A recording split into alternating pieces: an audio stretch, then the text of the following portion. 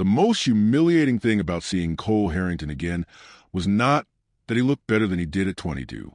It was that he sat down across from me, looked me dead in my eyes, and smiled like I was a stranger.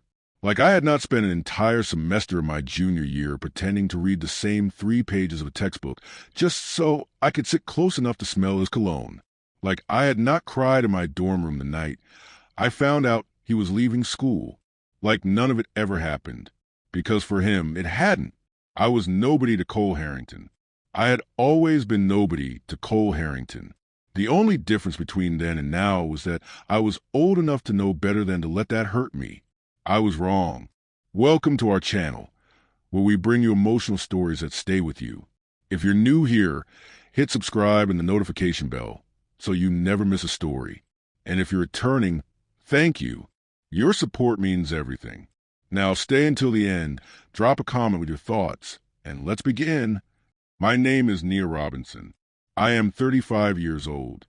I am a corporate attorney at a firm called Caldwell & Voss in Atlanta, Georgia. I own a 1-bedroom condo in Midtown that I've been meaning to redecorate for 2 years. I drive a charcoal gray Volvo that I chose specifically because it is practical and sensible and does not attract attention. I say all of this because I want you to understand who I am before I tell you what happened. I am not a woman who falls apart over men. I have not been that woman in a very long time. That Tuesday morning started the way most of my Tuesdays start. My alarm went off at 6:15. I made my bed before my feet were fully awake. I showered, moisturized, put on my deep burgundy blazer with the black trousers I had tailored last spring, and I looked at myself in the mirror the way I always do. Not to admire, just to confirm. Earrings in, hair pulled back in a low bun, edges laid. Lip gloss, watch, keys. I had a deposition at 10. A client call at 2. A motion due by Thursday that was going to require me to fight opposing counsel on something so procedurally obvious that I had already drafted the email I wanted to send and then deleted it because professional. First, though, coffee. My machine had broken 3 weeks before, and I kept choosing sleep over going to buy a new one. So every morning I walked 4 blocks to a place called Birch and Common.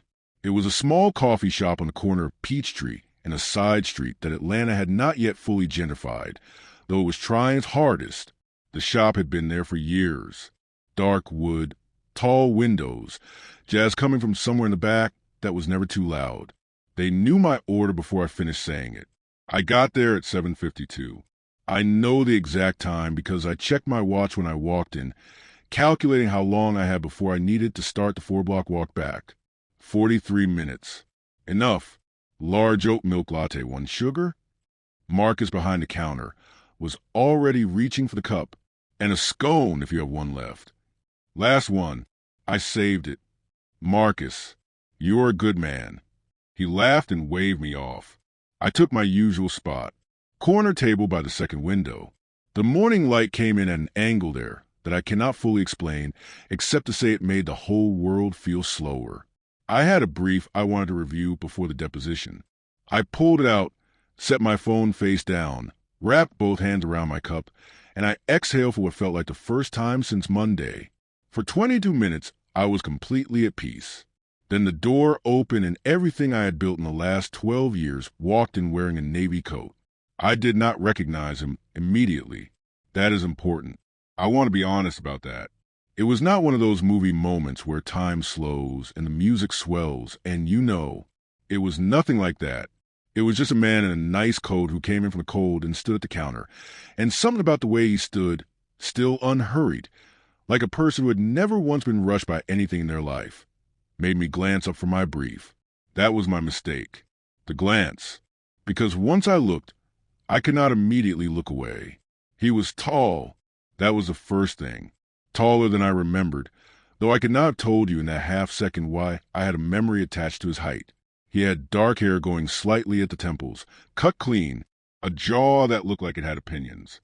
He was wearing the navy coat over a simple gray sweater and dark trousers, and he was talking to barista in a low, easy voice, and he had not looked in my direction at all. My brain was doing something strange, a pulling sensation, like trying to place a song you haven't heard in over a decade.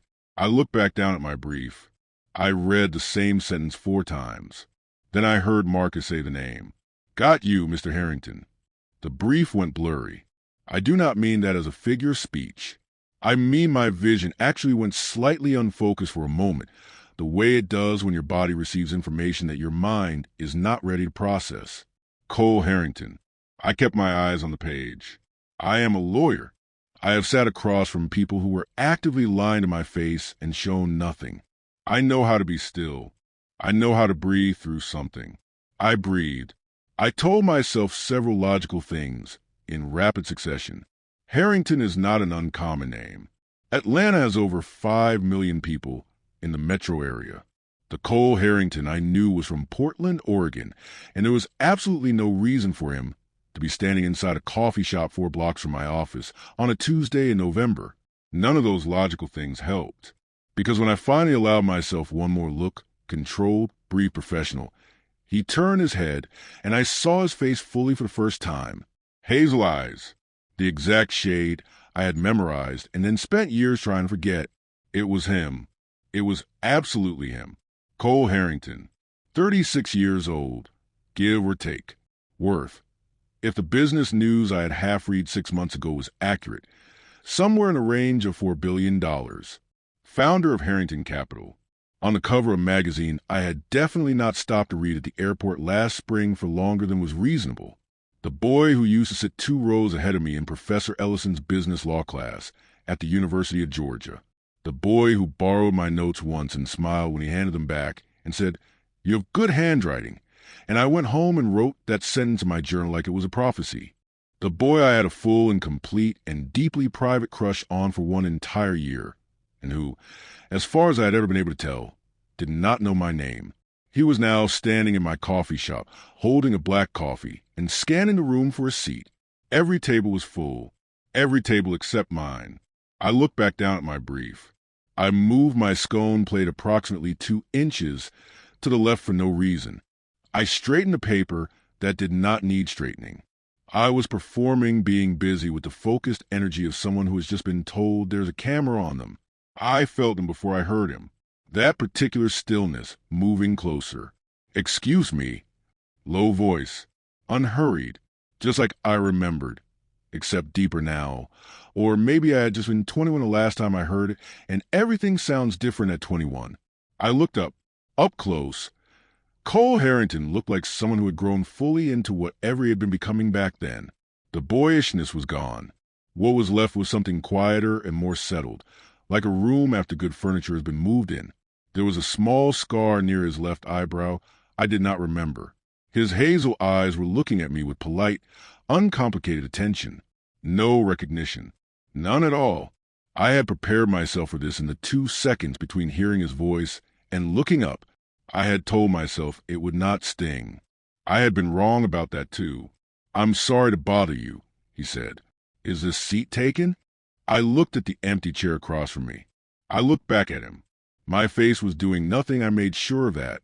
"It's not," I said. "Thank you." He pulled the chair out and sat down with the kind of ease that belongs to people who have never once wondered if they were allowed to take up space. He set his coffee down. He pulled out his phone, looked at it briefly, put it face down on the table. Then he looked out the window. He was not going to talk to me. Good. That was good. That was exactly what I wanted. I looked back at my brief. This time I actually read it. I made a note in the margin. I ate a piece of my scone. I was fine. I was completely fine. For minutes past. That looked serious. I looked up. He was looking at the brief in my hands, not at me. A small pull at the corner of his mouth. Not quite a smile. "It is," I said. "Law." I paused for just a beat. "What makes you say that?" "The way you're reading it. Like it owes you something." Something moved through my chest. Not quite a laugh, but the shape of one. "Corporate." I said. "You." He picked up his coffee. "Finance." "Of course." "You work around here?" he asked, still looking out the window, like the question was casual, like he was asking about the weather. 4 blocks, I said. "You." "I'm in town for the week." "Meetings." A pause. "I keep hearing Atlanta is a good city." "It is," I said, "if you know where to go." He looked at me then, not the polite glance from before. Actually looked the way you look at someone when something they've said has landed somewhere real. Do you have recommendations? My heart was doing something stupid, and I was furious at it. Depends what you're looking for, I said, and I looked back down at my brief because I am a woman who has worked very hard to be sensible, and I was not going to let 12 years of sense dissolve over a man who did not even know he had ever met me before. But I could feel him still looking, and the morning light was coming through that window at its particular angle, and the jazz from the back of the shop was playing something slow and unhurried, and Cole Harrington said, quietly, like he was talking to himself as much as to me, I think I'm still figuring that out. I did not look up, but my pen stopped moving. I left Birch and Common at 8:37. I know, because I checked my watch when I stood up, and I made myself stand up at 8:37, even though I had 12 more minutes and a latte that was still half full. I was not running away. I want to be clear about that. I was managing a situation. There is a difference. Cole Harrington had gone back to his phone after that last comment, and I had gone back to my brief, and we had sat in the same comfortable silence for another 11 minutes like two adults who understood the boundaries of sharing a table with a stranger. He was perfectly normal, perfectly pleasant, not flirtatious, not intrusive, just a man drinking his coffee, which almost made it worse, because I could not be irritated at him. I could not write him off as arrogant or dismissive, or any of the things that would have made standing up easy.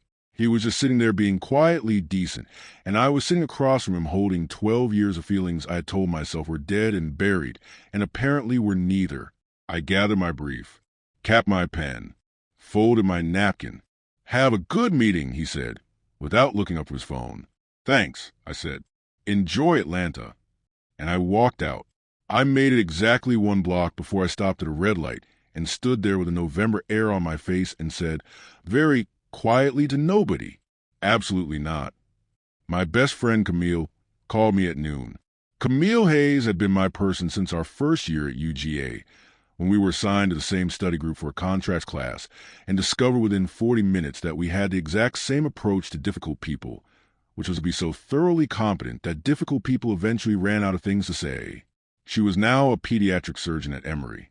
She called me every Tuesday at noon without fail, because she said Tuesday was a day most likely to make a person lose their mind, and she believed in preventive maintenance.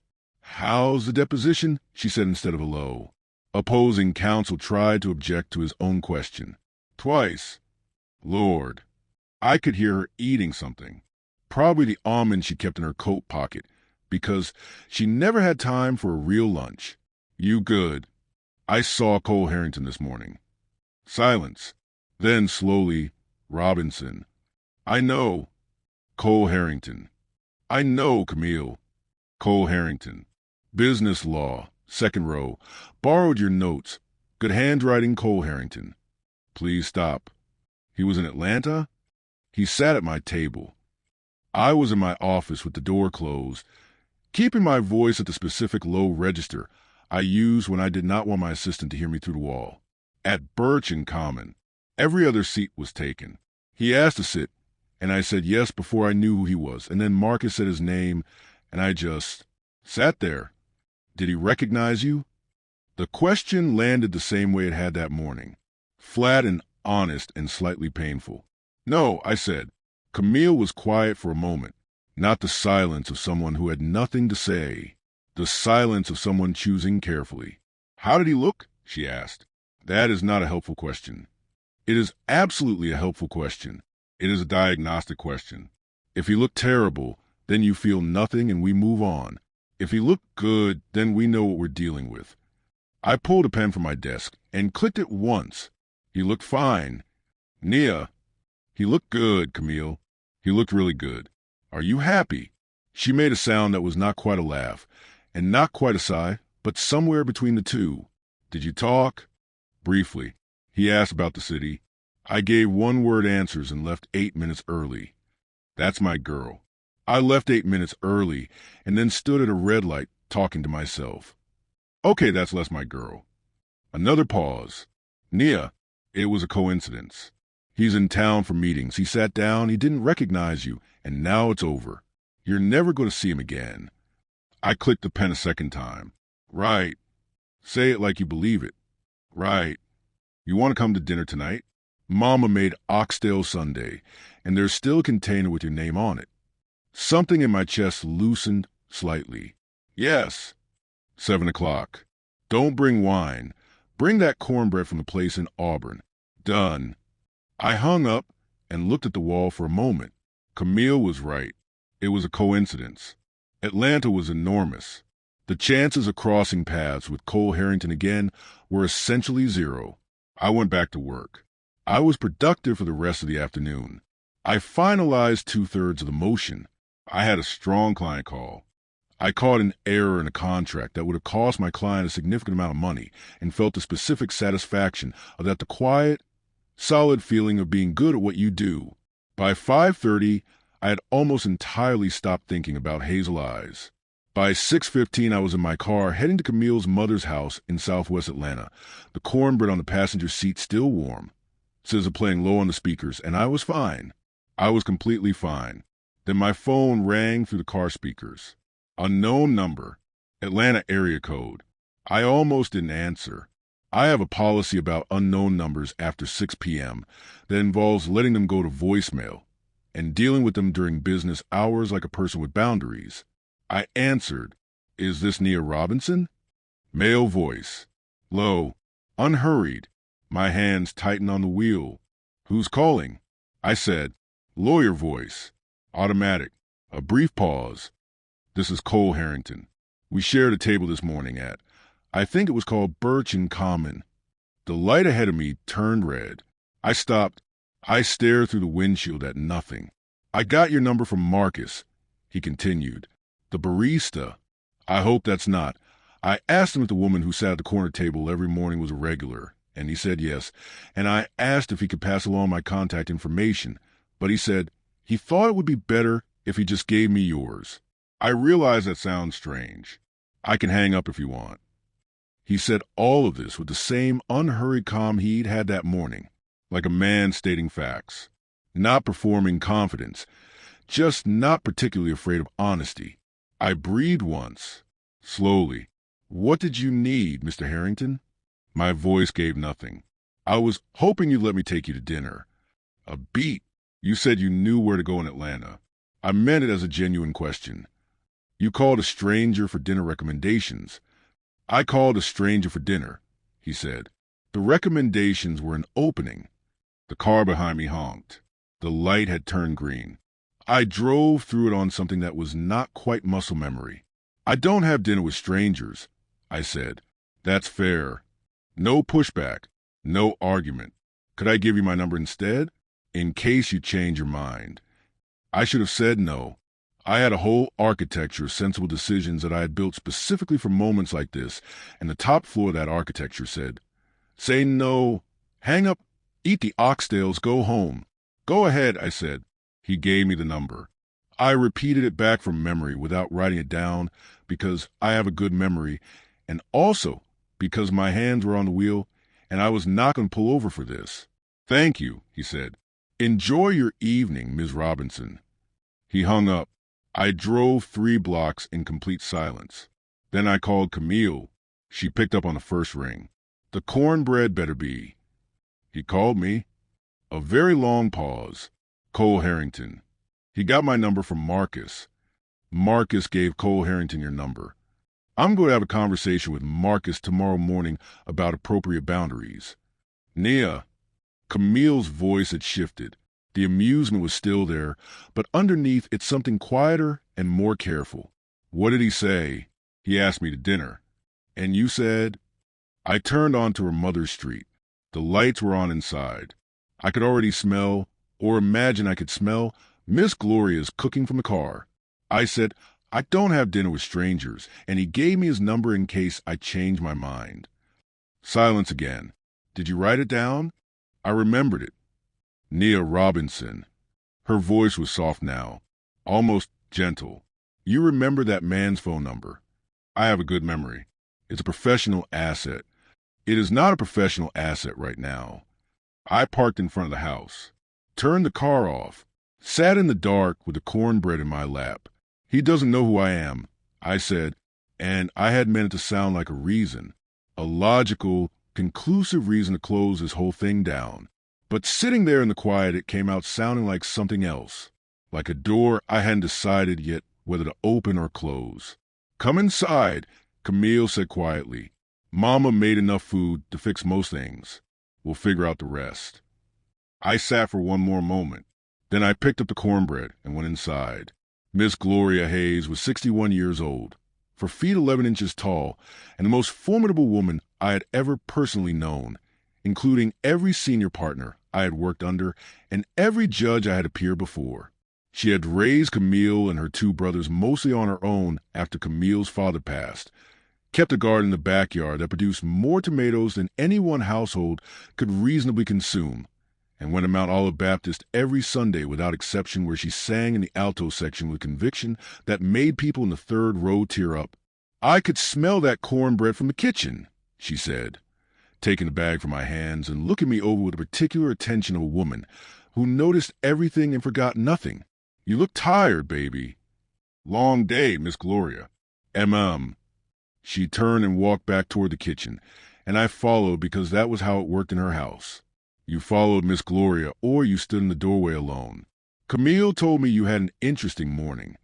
I shot a look at Camille, who was already at the kitchen table with a glass of sweet tea and the expression of someone who had absolutely told her mother everything and had no regrets. "She exaggerates," I said. "She said you saw a man from college." "I saw someone who used to go to the same school I did. It wasn't a significant event." Miss Gloria set a plate in front of me. Oxtails, rice, collard greens with the pot liquor still pooled at the edges, a square of cornbread from the bag I brought, already sliced. "Sit down and eat," she said. I sat down and ate. For a few minutes nobody said anything significant, and that was its own kind of medicine. The smell of that kitchen. Camille's brothers texting the family group chat about something involving a football game. Miss Gloria moving between the stove and the counter with the practiced ease of a woman who had fed people through every kind of trouble.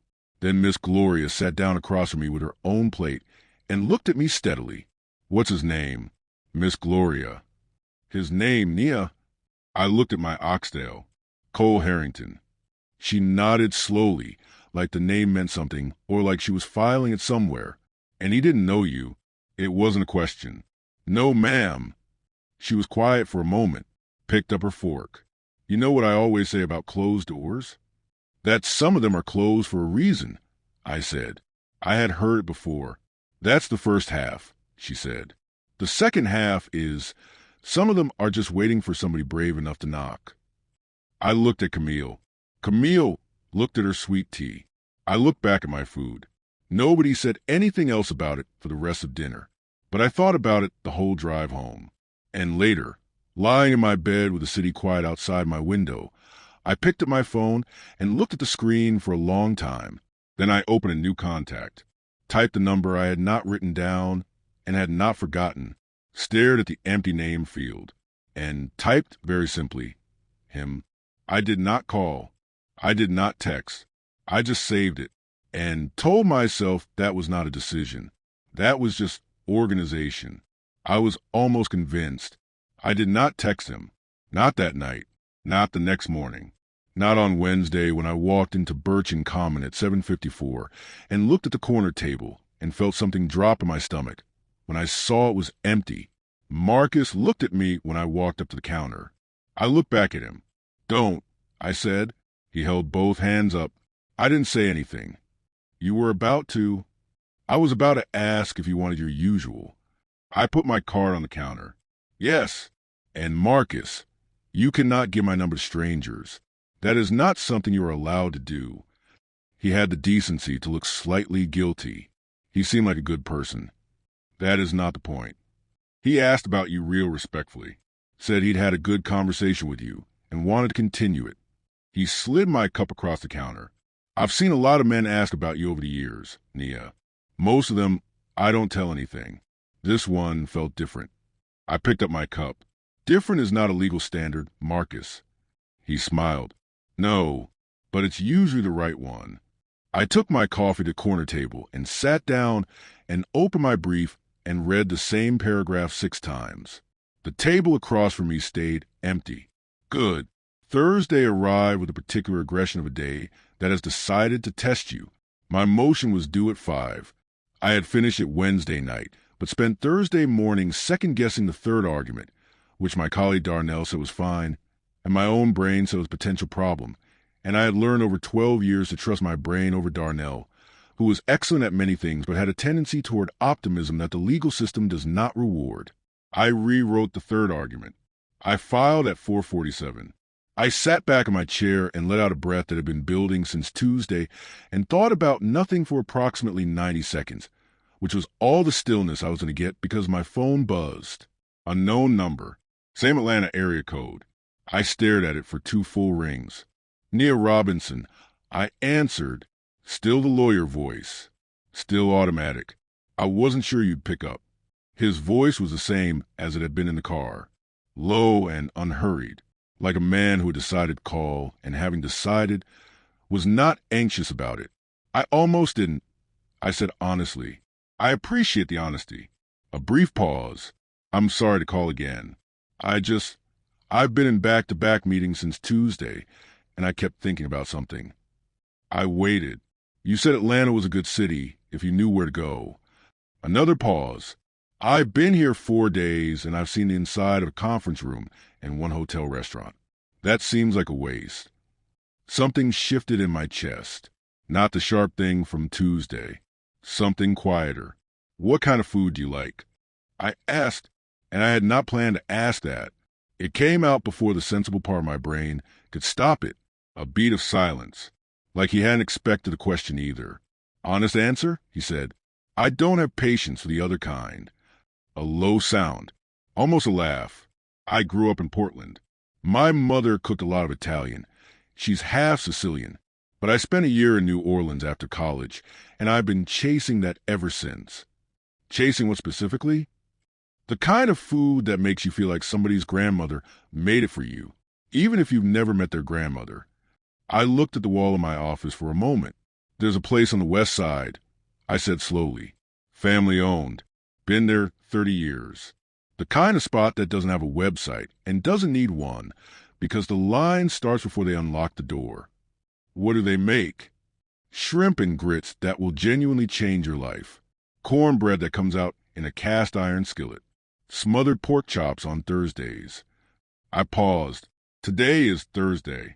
Silence. Then quietly. Is that an invitation? I closed my eyes briefly. When I opened them, the late afternoon light was coming to my office window at a low angle, and my file motion was sitting in my outbox, and 12 years of careful, sensible decisions were looking at me from across the room. It's information, I said. What you do with it is up to you. The name of the place? Lucille's. On Cascade. 7 o'clock. The line moves fast but go early. Will you be there? He asked. Direct. No performance. I should have said I don't know.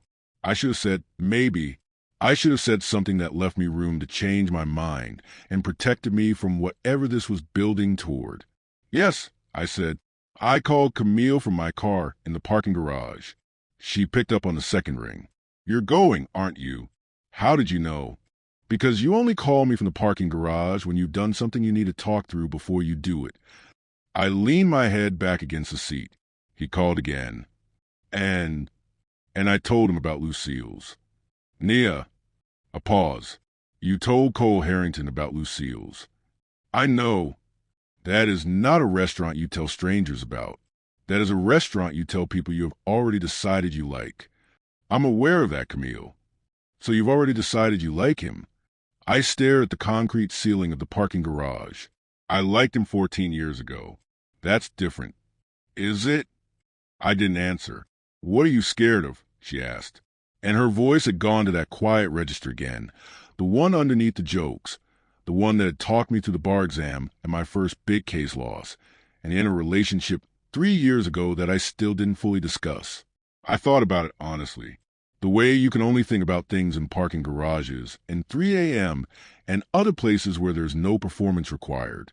He's going to find out eventually, I said, that we've met, that I knew he was a whole time and didn't say anything. Maybe, and when he does, it's going to look like what? Like I was playing a game, like I had an angle. Camille was quiet for a moment. Or, she said carefully, it's going to look like a woman who was protecting herself, which is what it actually is. I didn't say anything. Nia, you didn't do anything wrong. You didn't trick anybody. A man sat at your table. You were polite. He called you. You were honest. You suggested a restaurant. A pause. At what point in that sequence did you do something that requires an apology? I turned that over. Go to dinner, Camille said. Eat the smothered pork chops. Talk to the man. See who he actually is now, not who he was at 22. And if he's the same, then you'll know, and you'll have had excellent food. Another pause. And if he's better? I didn't finish the thought out loud. But sitting in that car in the dimming light of the parking garage, for the first time since Tuesday, I let myself consider it. What if he was better? Lucille's on Cascade had been owned by the same family for 30 years. Miss Lucille herself had passed about 5 years back, but her daughter Renee ran it now with the same philosophy her mother had established on day one. No reservations, no shortcuts, no compromise on the cornbread. The walls were covered in photographs going back decades. Framed gospel lyrics. A handwritten sign near the counter that said asterisk, we don't rush love or food. Asterisk, the boots were red vinyl and slightly worn in the best way. The way things get worn when they've been chosen by a lot of people over a lot of years. I got there at 6:50. I told myself it was because the line moved fast and you needed to be early. I was third in line when the door unlocked at 7. I got us a booth in the back corner, the one under the photograph of Miss Lucille at what looked like a family reunion, her arms around 3 grandchildren, laughing at something off camera. I sat with my back to the wall, because I am a lawyer and I like to see the room. At 7:00 for the door opened and Cole Harrington walked in. He found me in about 10 seconds. Not because I waved or called out, but because he scanned the room with the quiet attention of someone who was used to walking into unfamiliar places and getting their bearings quickly. When his eyes landed on me, there was a brief still moment, like a catch, and then he crossed the room. He was in dark jeans and a simple black sweater. No coat this time. He looked different without the armor, the expensive coat, and the business setting. More like a person, and less like a photograph of one. You found it, I said. GPS and a very specific description of a cast iron skillet. He slid into the booth across from me. Looked around the room the way you look at a place when you're actually seeing it. This place is exactly what you said it would be. It always is. A young woman named Bria came to take our order. She had been working at Lucille since she was 16, which I knew because her grandmother went to Mount Olive with Miss Gloria, and this was the kind of city where those threads connected if you'd been here long enough. The usual? She asked me. Please. She looked at Cole. He looked at the handwritten board on the wall. What's the usual? Shrimp and grits, extra gravy, side of greens, I said, and the cornbread. That, he said to Bria. Please. Bria walked away. Cole looked at the photograph on the wall above my head. Miss Lucille, I said, she built this place from nothing. Just her cooking and the fact that people couldn't stop talking about it. How long have you been coming here? Since law school. A friend brought me my first week in Atlanta, and I've been coming ever since. I folded my hands on the table. You're a long way from Portland. Something moved across his face. A small, quiet shift. I am. Do you miss it? He considered the question, not the polite version of considering where you give the expected answer. Actually, I considered it. I miss the quiet, he said finally. Portland had a particular kind of quiet that Atlanta doesn't. The pace here is different. A pause. But I haven't lived there in a long time. I'm not sure you can miss a place you've outgrown. Maybe you just miss who you were in it. I looked at him. He looked back. Something about the way he said it, the ease of it, the lack of performance, pulled at something I was trying to keep still. Where did you go to school? I asked, and I hated myself slightly for asking, because I already knew, but I needed to hear him say it. I needed to know if any of it surfaced. Any small thing. University of Georgia, he said. For 2 years. Then I transferred to finish at Georgetown. A small pull at his mouth. Athens was, he paused, seemed to look for the word. It was a good 2 years. I think about it sometimes. What do you think about? My voice was even. My hands were still. He looked at the table for a moment, then back at me. There was a professor, he said. Business law. Ellison. I was not a great student at that point in my life. A little too confident, not enough discipline. He failed me on a midterm I thought I'd done fine on and wrote one comment in the margin. A pause. He wrote, asterisk, you're borrowing other people's thinking. Find your own, asterisk. I was furious. I went to his office to argue about it. He smiled slightly. Left 45 minutes later, understanding what he meant. I've thought about that comment almost every week for 14 years. The food arrived. I was grateful for the interruption because something in my chest had gone very quiet and very full at the same time. He looked at the bowl in front of him. The shrimp and grits were the color of something that had been made with patience. The gravy deep and rich. A sprinkle of green onion across the top. The cornbread came in the cast iron skillet, just like I had promised. He picked up a fork, took one bite, went still, then looked up at me with an expression I had not been prepared for, open and unguarded and slightly undone. Okay, he said quietly.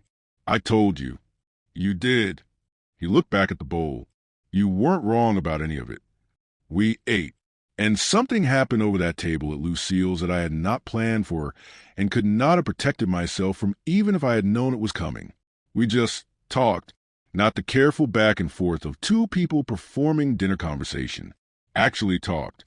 He asked questions and actually listened to the answers. I asked questions and he gave me real ones back.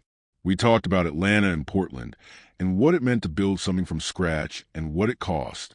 He talked about his company with the same directness he used for everything else, not bragging, just honest. I talked about my work with the same. He laughed at something I said, and it was a real laugh, the involuntary kind that a person can't manufacture, and I felt it somewhere behind my sternum.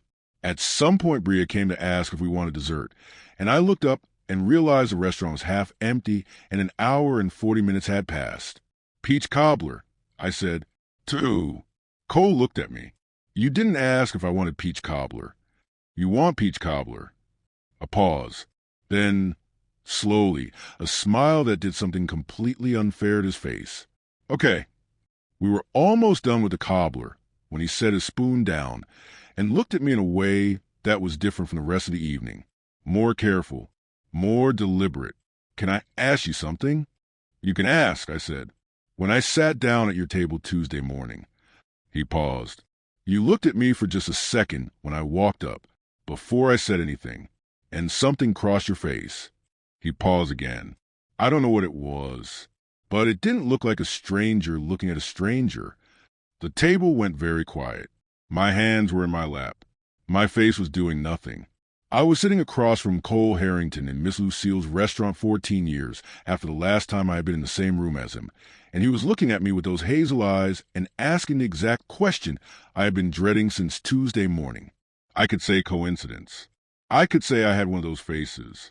I could redirect with a question of my own, because I was good at that. Instead, I heard myself say, very quietly, we've met before. The restaurant sounds continued around us. Somebody's grandmother laughing 2 booths over. Bria clearing a table near the window. The low gospel coming from the speakers in the back. India. Ari. Something slow and certain. Cole had not moved. He was looking at me with the particular stillness of someone who had just heard something that rearranged a room they thought they knew. We've met before, he repeated. Not a question. Just placing it. Yes. Where? I looked at my cobbler, then back at him. University of Georgia. Professor Ellison's business law class. Junior year. Something moved across his face. Slow, like weather changing. You were in that class, he said. I sat 3 rows behind you. Left side, near the window. He was quiet. I could see him doing what people do when they're trying to locate a memory that has been buried under 14 years of other living. His eyes went slightly unfocused. His jaw shifted. I borrowed someone's notes once, he said slowly. Second week, I missed a class because of a recruiting thing, and I asked the person nearest to me. You asked me, I said. You said I had good handwriting. The silence that followed was the kind that is weight. Cole looked at me for a long moment, not with embarrassment exactly, with something more complicated than that, like a man doing honest arithmetic. I don't remember your face, he said quietly. From then, I want to be straight with you about that. I know. My voice was even. I didn't expect you to. How long did you know? Since Tuesday? Since Marcus said your name. He absorbed that. I watched him absorb it. The whole sequence. Me sitting at that table, already knowing the one-word answers. Walking out early. Him calling, me picking up, suggesting this restaurant. Why didn't you say something? He asked. No accusation in it. Genuine. I looked at him directly. Because it wasn't relevant. You knew who I was the entire time. I knew who you had been to me 14 years ago. I said carefully, that's different from knowing who you are now. And it had nothing to do with you. You didn't know me in memory. We were barely acquaintances. But it meant something to you. I held his gaze. Yes, the honesty of it sat between us. I had not planned to give him that much. But there was something about the way he asked, not to score a point, not to satisfy curiosity, that made a lie feel like the wrong currency. He looked at the table, picked up his water glass, and set it down without drinking. I left UGA at the end of junior year, he said. My father got sick. I went home to Portland for a semester, and then transferred to Georgetown to be closer to the East Coast business programs. A pause. I didn't handle the leaving well. I was 22 and I thought I knew everything, and I was scared, and I dealt with being scared by just moving fast, not looking back. He paused again. I probably wasn't paying enough attention to a lot of things I should have been. It was not an apology. He had nothing to apologize for. But it was something honest offered in exchange for something honest, and I understood the gesture. It was a long time ago, I said. It was... He looked at me. But you remembered.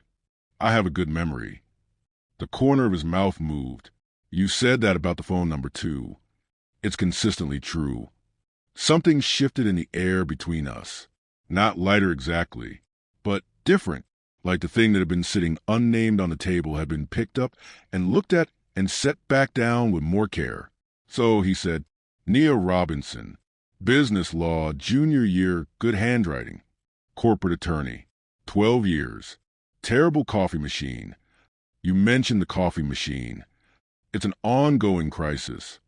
He smiled then, the full version, the one that did the unfair thing to his face again. And this time I let myself notice it without immediately looking away. Can I ask you something now? I said, yes. Tuesday morning, at Birch and Common. I kept my voice measured. Why did you actually sit at my table? There were other options. The bar counter had 2 open seats. He was quiet for a moment. The honest arithmetic again. You looked like you were exactly where you wanted to be, he said finally. Like the table and the light and the coffee and the brief. All of it was exactly right. And I had been in Atlanta for 3 days and hadn't felt that once. A pause. I wanted to be near it for a few minutes. Whatever that was. I looked at him. He looked back. That's an honest answer. I said, I'm trying to be consistent. Bria appeared with the check. Cole reached for it before I registered it was there. You don't have to. I started. I know. He was already sliding his card in. You introduced me to shrimp and grits that changed my life and told me the truth when you didn't have to. The least I can do is buy the cobbler. I let him. Outside Lucille's the November air had gone cold and sharp. The kind of Atlanta night that reminded you winter existed even if it didn't fully commit. The parking lot was half empty. The light above the door cast a warm yellow circle on the pavement. We stood for a moment in that particular pause that happens at the end of an evening when neither person has decided what the ending is. I'm here through Sunday, he said. You said, I don't have anything Friday evening. I looked at him steadily. Is that a scheduling observation or an invitation? It's an invitation, he said. Clearly. I pulled my coat tighter. What did you have in mind? I don't know Atlanta well enough to suggest anything. A pause. But I trust your judgment. Something warm moved through my chest that I didn't bother arguing with this time. There's a spot in Inman Park, I said. Small live music venue. Friday nights they have a jazz set that starts at 8. No cover, good wine. The kind of room where you can still have a conversation. That sounded exactly right. It usually is. He smiled. I smiled. We were two adults standing in a parking lot in November, and something was happening that I had stopped pretending wasn't. Good night, Nia Robinson, he said. Good night, Cole Harrington. I drove home with the heat on in India. Ari's still in my head, and did not call Camille until I was inside my apartment with my shoes off and my coat hung up. She picked up immediately. How was it? I sat on my couch, looked at my ceiling, thought about shrimp and grits and honest answers, and the way a smile could be completely unfair. I told him, I said, a sharp inhale, everything, that we'd met, that I recognized him Tuesday, that he borrowed my notes. And he listened. He was honest back. I paused. We talked for almost 2 hours, Camille. Not networking conversation. Real conversation. She was quiet for a moment, and I suggested a jazz place Friday. A sound from Camille, that was pure satisfaction. That's my girl. Don't, I said, but I was smiling. Nia, baby. Her voice went gentle. How do you feel? I thought about it honestly. The way you can only do in parking garages and late-night phone calls, and other places where performance is off. Scared, I said. Of what specifically? Of what it means that one conversation felt like more than most relationships I've had. I pulled a throw pillow into my lap. Of the fact that he leaves Sunday, and I don't know what that is. Of the fact that I spent a year in college loving a version of him that may not even be real, and now there's a real version sitting across from me eating shrimp and grits, and I don't know how to tell the difference between what's real and what I've been carrying around. Camille was quiet for a long moment. Can I tell you what I think? She said. Yes. I think you already know the difference, she said. I think you knew it tonight. I think that's exactly what's scaring you. I didn't say anything. The version you carried around for 14 years was safe, she said, because it couldn't go anywhere. It couldn't disappoint you. It couldn't leave. A pause. This one is real, and real things can do all of those things. That is not comforting, Camille. It's not supposed to be comforting. It's supposed to be true. A pause. Go to the jazz thing Friday. Just go. You don't have to decide anything tonight except that. I looked at my ceiling. Okay, I said. Okay, she said back. After we hung up, I sat in the quiet of my apartment for a while. The city was doing its late night sounds outside, distant traffic, someone's music, the occasional siren threading through it all. I picked up my phone, opened the contact I had saved 2 nights ago. Him. I looked at it for a moment. Then I edited the name. Cole. Just that. Just his name. But something about doing it felt like a small door opening, not thrown wide, not dramatic. Just the particular quiet click of a latch releasing.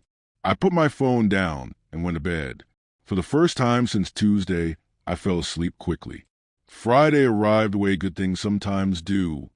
Quietly, without announcement, like it hadn't decided yet whether to be significant. I wore the green dress. I want to note that this was not a decision I made dramatically. I stood in my closet for a practical amount of time, assessed my options with the same logic I applied to case strategy, and selected the emerald wrap dress that Camille had made me buy 2 summers ago and that I had worn exactly twice since. It was not a costume. It was not a statement. It was just a dress that fit, well, and made my skin look like it had been lit from somewhere good. I told myself this several times while doing my edges. My hair was down, natural curls defined, pulled back on one side with a simple gold clip. Small gold hoops. The good perfume. The one I saved for occasions I couldn't quite name in advance, but recognized when they arrived. I looked at myself in the mirror. Confirmed. Then I went. The venue was called the Linden Room. It had been on a quiet street in Inman Park for about 8 years, in a converted brick building that used to be something industrial and still had the bones of the high ceilings, exposed beams, the kind of space that swallowed sound softly instead of bouncing it. On Friday nights, the tables were small and close together, and the lights were low and warm, and the quartet set up in the corner played the kind of jazz that did not require your attention, but rewarded it when you gave it. I got there at 7:50. I was not early because I was anxious. I was early because I am always early because I have been early to everything since 1997, and that is a character trait, not a symptom. I got us a table near the left wall, close enough to hear the music clearly, but set back enough for conversation. I ordered a glass of Malbec and looked at the room and breathed. At 7:58, Cole walked in. He was in a dark green jacket, over a black shirt, dark trousers. The green of his jacket and the green of my dress were close enough in shade that when he sat down across from me, and we both registered at the same moment, there was a beat of shared amusement. "We didn't plan that," I said. "We didn't," he agreed, settling in. He looked at the room the same way he looked at Lucille's, actually seeing it, not just locating himself in it. "This place is good. It always is." Bria was not here. A different young man came and took Cole's drink order. He got the same Malbec without asking what I had, just nodded at my glass, which I noticed and said nothing about. The quartet was midway through something slow and unhurried, the kind of melody that felt like it had been played for a long time and knew itself well. "How was your day?" he asked. It was such a simple question, the kind people ask without meaning it, as conversational filler, a bridge to something else. But the way he asked it turned toward me, unhurried, like the answer was actually the destination, and not the departure point, made me answer it honestly. "Long," I said. "I had a client meeting that went sideways. The husband in a divorce case decided midway through that he wanted to reconcile, and his wife had not received that information."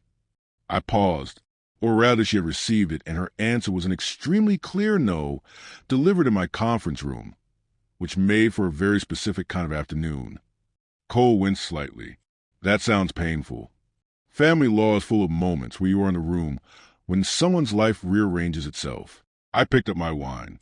"I do corporate work mostly, but I take family cases sometimes. The ones that need someone who is going to lose a thread." "Why family cases if your focus is corporate?" I considered the question. "Because corporate cases are about entities, resources, structures. Family cases are about people trying to figure out who they are after something breaks." A pause. "I find that worth showing up for." He was looking at me with that direct, unhurried attention. "You're good at it," he said. "Not a question." "Yes," I said. Not false modesty, just honest. Something in his expression settled, like that directness had confirmed something he'd been gathering since Tuesday. "How was yours?" I asked. "The meeting's wrapped today." He turned his wine glass slowly. "The deal we've been working on is close. Another week, probably. Maybe 2. A pause. "I've been building toward this acquisition for about 18 months. You'd think I'd feel more settled about it being almost done. Do you not?" He looked at the quartet for a moment. The bassist was doing something quiet and intricate that the rest of the room was mostly missing. "There's a thing that happens," he said slowly, "when you spend a long time working toward something. You start to believe the thing itself is the destination. And then you get close, and you realize the thing was never the destination. It was just the next thing." He paused. "I've been doing that for a long time. Just the next thing." The room moved quietly around us. What would a destination look like? I asked, "If you let yourself think about it." He looked at me, not the caught-off-guard look, the deliberate one, like he'd decided to show me something. "Something that feels like that corner table," he said.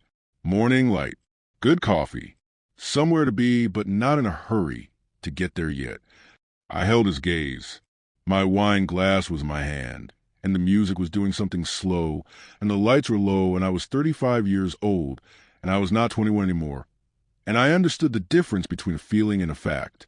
But the feeling was there, solid and warm and entirely inconvenient. "You leave Sunday," I said. "I do." "Where do you go after Atlanta?" "New York, then Chicago, then probably back to New York for close." He paused. My life is mostly airports right now. That sounds lonely. He looked at me for a moment. It is, he said simply, like he had been waiting for someone to say the word out loud, so he could confirm it without it being a complaint. The quartet moved into something new, slower still, the kind of song that asked you to stop pretending you weren't listening. Can I ask you something? Cole said, you keep asking if you can ask. I keep asking things that feel like they might land wrong. Ask, I said. He turned his wine glass once more. The year you said that you had feelings. At UJ. He paused. What happened to them? After I left. I looked at the table for a moment, then back at him. I put them somewhere, I said. The way you do with things that don't have anywhere to go. Boxed up, stored. Eventually you stop thinking about the box. Until someone sits down at your table and says their name, and Marcus has very poor professional boundaries. A low laugh. Real again. The involuntary kind. I'm glad he did, Cole said. I'm still deciding about Marcus, I said. But I was smiling. He smiled back. We stayed through 2 more sets. We talked about Portland winters and Atlanta summers, and what it meant to build a life in a city that wasn't where you started. He told me about his mother's Sunday dinners. Pasta from scratch, the particular chaos of a Sicilian-American kitchen, the way the smell of garlic and tomatoes still meant safety to him in a way nothing else did. I told him about Miss Gloria's oxtails in Mount Olive Baptist, and Camille calling every Tuesday at noon because she believed in preventive maintenance. He laughed at that one. She sounds like someone worth keeping. She's the best person I know, I said, and she is never going to let me forget any of this. Any of what? I looked at him. Any of you. The words arrived before I had reviewed them. I did not take them back. He looked at me steadily. Something had shifted in his face. Not performed, not calculated. Just open. The way a person looks when they have stopped managing the impression they're making and are just present instead. I don't want to be a story you tell, he said quietly. I want to be something that's still happening. The music moved around us. You live in New York, I said. Most of the time. I live in Atlanta. I know. That's not a small thing. I know that too. He leaned forward slightly. I'm not asking you to solve it tonight. I'm just telling you what I want, so you have accurate information. I looked at him for a long moment. The lawyer in me cataloged everything, the directness, the lack of performance, the way he said hard things without dressing them up. The rest of me just felt the warmth of sitting across from someone who is exactly who they appear to be. I have accurate information, I said, and I'm still deciding what to do with it. Fair, he said, but I added, and something in me went quiet and certain at the same time, the way it did when I knew an argument was right before I'd finished building it. I'm not putting it in a box. He looked at me, that open, unguarded look. Good, he said softly. We closed the place down. I did not plan for that. At some point I had stopped tracking time the way I normally did, stopped calculating the walk back and the morning and the sensible hour to leave, and just stayed. In the music and the low light, and the conversation that kept finding new rooms to move through. When the staff began stacking chairs at nearby tables, we finally looked at each other and acknowledged the evening was ending. Outside on the sidewalk, the November cold had deepened. The street was quiet, just a distant sound of the city doing its late-night things. We stood facing each other. Thank you, he said, for all of it. Tuesday, Thursday, tonight. Thank you for sitting down, I said. He smiled. Then he did something I had not anticipated. He reached out and tucked a curl back from my face, gently, just one, that had come loose in the night air. His fingers barely touched my cheek. Not a kiss, not a move, just a gesture so quiet and so certain that it landed somewhere deeper than either of those things would have. I did not move away. Saturday, he said. I know I didn't ask. But if you're free. I'm free, I said. He nodded, smiled again. We said goodnight, and I walked to my car and sat in it for a full minute before starting the engine. Then I drove home to the quiet Atlanta streets with the heat on, and my curls still feeling the ghost of that one light touch. And I thought about 14 years of a boxed-up feeling that had turned out not to be dead at all. Just waiting for a man who finally knew my name. Quick pause if you're feeling this story. Hype it so others can find it. Comment where you're watching from. Now back to the story. Saturday arrived soft and gray, the kind of Atlanta morning that couldn't decide between fall and winter, and had settled on both at once. I woke up at 7 without an alarm. That almost never happens. I lay in bed for a few minutes listening to the city wake up outside my window and noticed something that took me a moment to identify because it had been absent long enough that I had forgotten its texture. I was looking forward to something.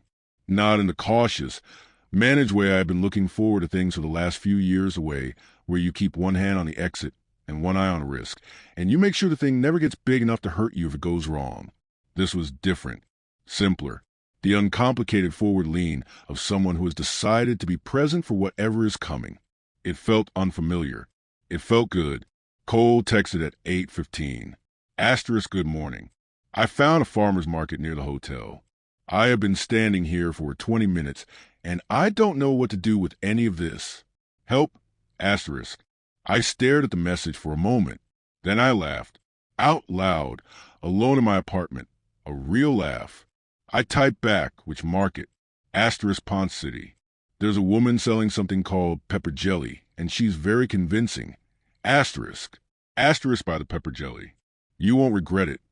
Asterisk. What do I do with pepper jelly? You put it on cream cheese with crackers, and you reconsider every choice you made that led to you not knowing this. A pause. Then, asterisk done.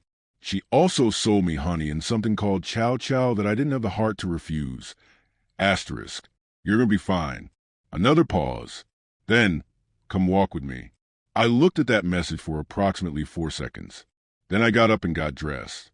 I found him near the end of the market's main row, standing with a brown paper bag and a particular expression of a man who had been thoroughly charmed by a farmer's market and was only slightly embarrassed about it. He saw me and the expression shifted into something warmer.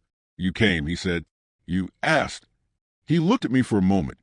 My hair loose again, natural curls in the cool morning air, the oversized camel coat I wore on weekends, the old boots I'd owned for 6 years because they were perfect and perfection didn't need replacing. He looked at me the way he had been looking at me since Thursday, like I was something worth paying attention to. You look different on weekends, he said. Different how? Like you're not holding anything. A pause. You're always composed. But today you look settled. I considered that. I feel settled, I said, and was surprised to find it true. We walked. The market was full of a particular Saturday morning life. Families with strollers, older couples moving slowly and deliberately, young people with coffee cups picking up things they would actually use and things they definitely wouldn't. The smell of roasted nuts and fresh bread, and something with cinnamon moving through the cold air. Cole bought a small jar of hot honey because the vendor told him it was good on fried chicken, and he said he wanted to test that theory. I bought heirloom tomatoes from an old man who had been growing them in his backyard in Decatur for 20 years, and who told us both unprompted that the secret to a good marriage was the same as the secret to a good tomato: patience, the right conditions, and not forcing anything before it was ready. Cole looked at me after the man turned away. I kept my face neutral, but my eyes were laughing, and he caught that. He didn't mean us, I said. He was looking directly at us. He was making a general philosophical observation. He winked at me, Nia. He's an enthusiastic vendor.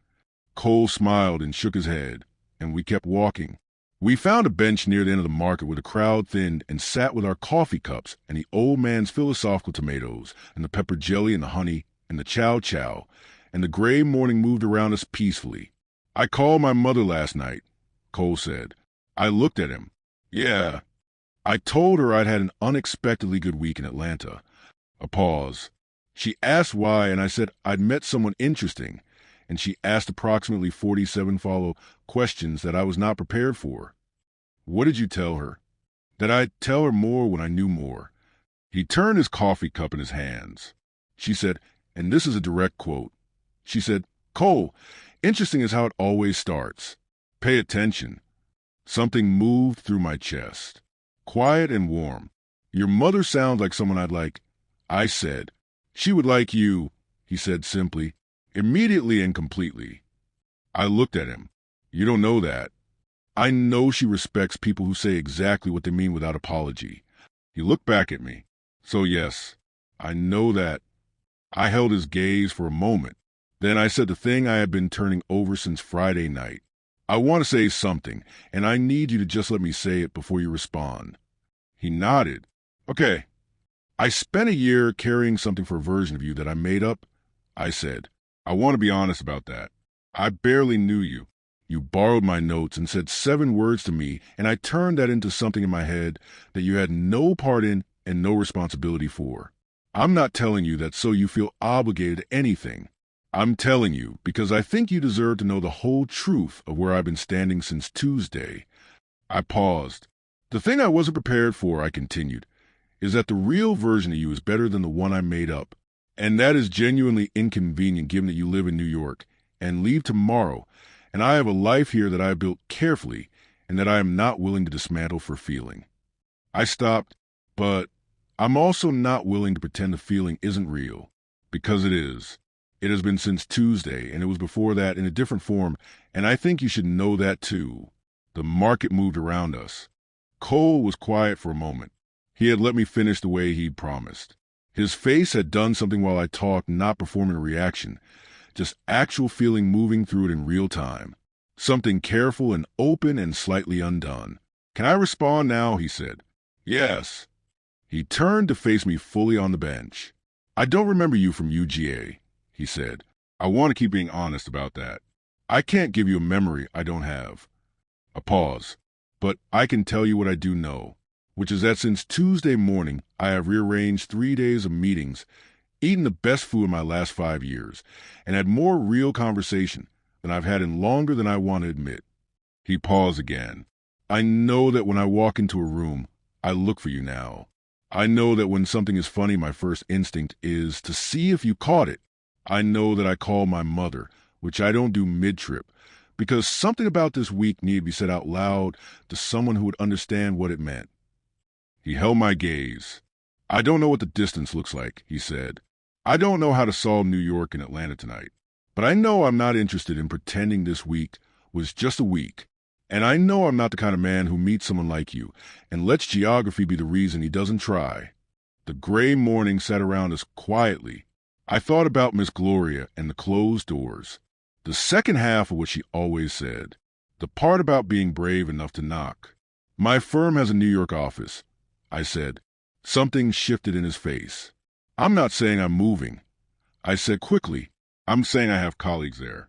I go up 4 or 5 times a year. Sometimes more. I paused. And Atlanta is a major airport hub with direct flights to every city you just listed. It is, he said carefully, like he was following something and didn't want to misread it. I'm saying, I said, measuring each word, that the geography has more options than it appears to at first look. I held his gaze. I'm saying I'm willing to look at the options. If you are. Cole looked at me for a long, quiet moment. Then he reached over and took my hand. Not dramatic, not a declaration. Just his hand covering mine on the bench between us. Warm and certain and unhurried, the way he did everything. I'm very willing to look at the options, he said. I turned my hand over and let my fingers close around his. We sat like that for a while. 2 people in the gray November morning with farmer's market honey and philosophical tomatoes, and 4 days of something real between us, figuring out what to do with the rest of it. He left Sunday at noon. I did not go to the airport. That felt like too much, too soon. We were not there yet, and we both knew it, and neither of us pretended otherwise. He texted from the gate, Atlanta is a good city. You were right.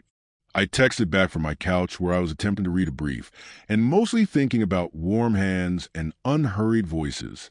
It usually is. A pause. Then, I'll be in New York through next week. The week after that, I have a conference in Chicago. The week after that, the deal should close. Busy. Always. But I'll call Tuesday. I looked at that for a moment. The specific day. The one Camille called because she believed in preventive maintenance. Camille calls on Tuesdays. I typed, I know. She told me. I sat up straight. When did you talk to Camille? Last night. You were in the bathroom at the restaurant. She texted you and I saw the name and told her who I was. We talked for 4 minutes. She asked me exactly 6 questions and told me I passed. I stared at my phone. She didn't tell me that. She said she wanted to see your face when you found out. I told her I couldn't see your face from New York, and she said, and I quote, she'll tell me everything. I was going to have a full and detailed conversation with Camille Hayes about appropriate boundaries and the definition of privacy. I was also smiling so hard my face hurt. Tuesday, I typed. Tuesday, he was sent back. Then Nia. Yes. A pause. Long enough that I looked up from my phone, and then back down. I remember now. The left side of the room. Near the window. You always had your notes out before anyone else. I went completely still. I remember thinking whoever that was, she took this seriously. I remember thinking I wanted to know people like that. My chest was very full and very quiet. You didn't introduce yourself. I finally typed. I know. I've been thinking about that since Thursday. A pause. I'm 14 years late, but I'm paying attention now. I sat in my apartment at the Sunday quiet around me, and Atlanta doing its weekend sounds outside, and something I had stored in a box for a long time, sitting open on the table. Not painful anymore. Not a wound or a wish. Just the beginning of something true. You have good handwriting. I typed. A long pause. Then, so do you? 6 months later, Cole Harrington's acquisition closed. He called me from New York the night it happened. Not to celebrate the deal. To tell me he was looking at apartments in Atlanta. I told him that was a significant decision. He said he had accurate information, and he'd made up his mind. I told him the real estate market was complicated right now. He said he had a good attorney. I laughed. He laughed. And somewhere across those 6 months of Tuesday calls and New York trips and long evenings at Birch and Common when he was in town, and longer evenings on the phone, when he wasn't somewhere in all of that, the distance had quietly, without announcement, become something neither of us was managing anymore. It had just become our life.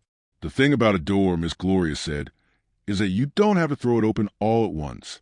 You just have to be brave enough to knock. I had knocked. He had opened it from the other side. And the light coming through was exactly the kind that made everything feel like it was going to be okay. Even when it was. Especially then. What would you rate this story? Drop 0 to 10 in the comments right now. If this story moved you, hit subscribe for more emotional journeys every day. And if it truly touched your heart, consider leaving a super thanks. Your support helps us create more stories like this. Every contribution, big or small, means the world. Ready for the next story? It's even more dramatic than this one. Click now. Thank you for being part of this journey.